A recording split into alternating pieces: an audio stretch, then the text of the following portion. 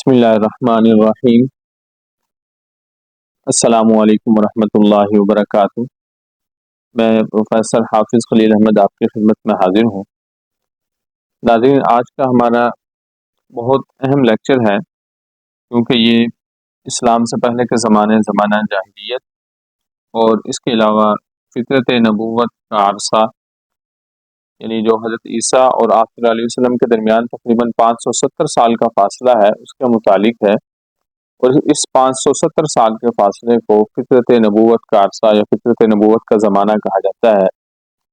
اس کے علاوہ عربوں کی نسلیں، عربوں کی معاشی، سماجی، معاشرتی، جغرافیائی حالت اور واقعہ فیل کے متعلق ہے، اور اکثر ان ٹاپکس کے متعلق مختلف پیپرز کے اندر سوالات پوچھے جاتے ہیں۔ اور آج کا یہ جو لیکچر ہے یہ اس وجہ سے امپورٹنٹ ہے کہ یہ تمام کے تمام جو ٹاپکس ہیں وہ ایک ہی لیکچر کے اندر کور کیے جائیں گے، اور اس طرح کا لیکچر آپ کو کسی بھی چینل پر میسر نہیں ہوگا۔ اس لیے ضروری ہے کہ اس لیکچر کو آپ لازمی آخر تک سنیں۔ چلیے ہم لیکچر کو شروع کرتے ہیں۔ پہلا سوال ہے کہ اسلام سے پہلے کے زمانے کو کیا کہا جاتا ہے؟ جواب ہے کہ اسلام سے پہلے کے زمانے کو زمانہ جاہلیت کہا جاتا ہے۔ اگلا سوال ہے کہ عرب کے کیا معنی ہے؟ جواب ہے کہ عرب کا معنی ہے صحرا یا ریگستان۔ اگلا سوال ہے کہ دنیا کا سب سے بڑا جزیرہ نما کون ہے؟ جواب ہے کہ سعودی عرب دنیا کا سب سے بڑا جزیرہ نما ہے۔ اگلا سوال ہے کہ جزیرہ نما کیا ہوتا ہے؟ جواب ہے کہ ایسی زمین جس کے تین طرف پانی اور ایک طرف زمین ہو اس کو جزیرہ نما کہا جاتا ہے۔ اگلا سوال ہے کہ عرب کا رقبہ کتنا ہے؟ جواب ہے کہ عرب کا رقبہ 12 لاکھ مربع میل پر مشتمل ہے۔ اگلا سوال ہے کہ عربوں کی کتنی نسلیں ہیں؟ جواب ہے کہ عربوں کی 3 نسلیں ہیں، عرب باعدہ، عاربہ، مستعربہ۔ سوال ہے کہ عرب باعدہ کون تھے؟ جواب ہے کہ عربوں کی وہ نسل جو عذاب میں ہلاک ہو گئی، جیسا قوم عاد، قوم ثمود، قوم لوط، قوم شعیب، یہ عرب باعدہ کہلاتی ہیں۔ اگلا سوال ہے کہ عرب عاربہ کون تھے؟ جواب ہے کہ عربوں کی وہ نسل جو یمن سے سیلاب کی وجہ سے مدینہ منتقل ہوئی، جیسا کہ 2 انصاری قبیلے اوس اور خزرج، یہ دونوں عرب عاربہ سے تھے۔ اگلا سوال ہے کہ عرب مستعربہ کون تھے؟ جواب ہے کہ عربوں کی وہ نسل جو حضرت اسماعیل علیہ السلام سے شروع ہوئی، عرب مستعربہ کہلاتی ہے۔ سوال ہے کہ آپ صلی اللہ علیہ وسلم عرب کی کون سی نسل سے تھے؟ جواب ہے کہ آپ صلی اللہ علیہ وسلم عرب مستعربہ سے تھے۔ سوال ہے کہ حضرت اسماعیل علیہ السلام کے کتنے بیٹے تھے؟ جواب ہے کہ حضرت اسماعیل علیہ السلام کے 12 بیٹے تھے۔ سوال ہے کہ عرب مستعربہ حضرت اسماعیل علیہ السلام کے کس بیٹے سے تھے؟ جواب ہے کہ عرب مستعربہ حضرت اسماعیل کے بیٹے قیدار سے شروع ہوئے۔ سوال ہے کہ حرمت والے مہینوں کی تعداد کتنی ہے؟ جواب ہے کہ حرمت والے مہینوں کی تعداد 4 ہے۔ اگلا سوال ہے کہ عرب کن مہینوں میں لڑنا حرام سمجھتے تھے؟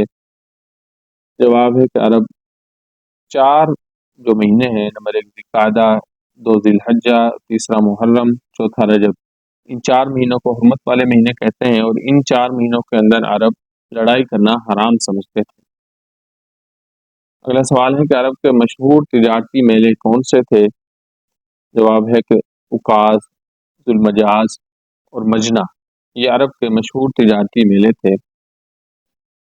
اگلا سوال ہے کہ اسلام سے پہلے عربوں کا سب سے بڑا ذریعہ معاش کیا تھا؟ جواب ہے کہ اسلام سے پہلے عربوں کا سب سے بڑا ذریعہ معاش تجارت تھا۔ اگلا سوال ہے کہ عرب سردیوں میں تجارت کے لیے کس ملک کا سفر کیا کرتے تھے؟ جواب ہے کہ عرب سردیوں میں یمن کا سفر کیا کرتے تھے۔ اگلا سوال ہے کہ عرب گرمیوں میں تجارت کے لیے کس ملک کا سفر کیا کرتے تھے؟ جواب ہے کہ عرب گرمیوں میں ملک شام کا سفر کرتے تھے۔ اگلا سوال ہے کہ عرب کس کو کرم اور کس چیز کو بنت الکرم کہتے تھے؟ جواب ہے کہ عرب انگور کے درخت کو کرم اور شراب کو بنت الکرم کہتے تھے۔ اگلا سوال ہے کہ قبل از اسلام عربوں کا سب سے بڑا مذہب کیا تھا؟ جواب ہے کہ اسلام سے پہلے عربوں کا سب سے بڑا مذہب بت پرستی تھا، یا اس کو آپ یہ بھی کہہ سکتے ہیں کہ سب سے بڑا مذہب شرک تھا۔ سوال ہے کہ عرب میں بت پرستی کی ابتدا کس نے کی؟ اور یہ بڑا امپورٹنٹ کوشچن ہے۔ جواب ہے کہ بنو خزاعہ کے سردار عمرو بن لہی نے عرب میں بت پرستی کی ابتدا کی۔ اگلا سوال ہے کہ عمرو بن لہی کس ملک سے بت لے کر آیا؟ جواب ہے کہ عمرو بن لہی ملک شام سے حبل نامی بت کو لے کر آیا۔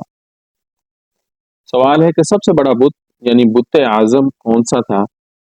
جواب ہے کہ سب سے بڑا بت یا بت اعظم حبل تھا۔ اگلا سوال ہے کہ حبل بت کہاں نصب تھا؟ جواب ہے کہ حبل بت خانہ کعبہ کی چھت پر نصب تھا۔ اگلا سوال ہے کہ لات کس قبیلے کا بت تھا اور کہاں نصب تھا؟ جواب ہے کہ لات بنو ثقیف کا بت تھا اور طائف میں نصب تھا۔ اگلا سوال ہے کہ منات کس قبیلے کا بت تھا اور کہاں نصب تھا؟ جواب ہے کہ منات قبیلہ اوس اور خزرج کا بت تھا اور مدینہ میں نصب تھا۔ اگلا سوال ہے کہ عزا کس قبیلے کا بت تھا اور کہاں نصب تھا؟ جواب ہے کہ عزا قریش کا بت تھا اور وادی نخلا میں نصب تھا۔ یہ جو تینوں بت ہیں ان کے متعلق مختلف پیپرز کے اندر سوالات پوچھے جاتے ہیں کہ کون سا کس قبیلے کا بت تھا اور اس کو کہاں پہ نصب کیا ہوا تھا۔ اگلا سوال ہے کہ کس بت کی پوجا حج کے ارکان میں شامل تھی؟ جواب ہے کہ منات کی پوجا جو کہ قبیلہ قریش کا بت تھا اس کی پوجا حج کے ارکان میں شامل تھی۔ سوال ہے کہ حنفاء کون تھے؟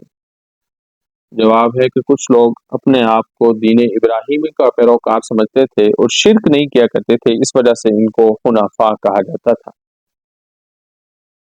یہ اب آئندہ واقعہ فیل کے متعلق پوچھے جانے والے سوالات ہیں۔ تو پہلا سوال ہے کہ فیل کے کیا معنی ہیں؟ جواب ہے کہ فیل کے معنی ہے ہاتھی۔ اگلا سوال ہے کہ کس بادشاہ نے خانہ کعبہ پر حملہ کیا؟ جواب ہے کہ ابرہہ نے خانہ کعبہ پر حملہ کیا۔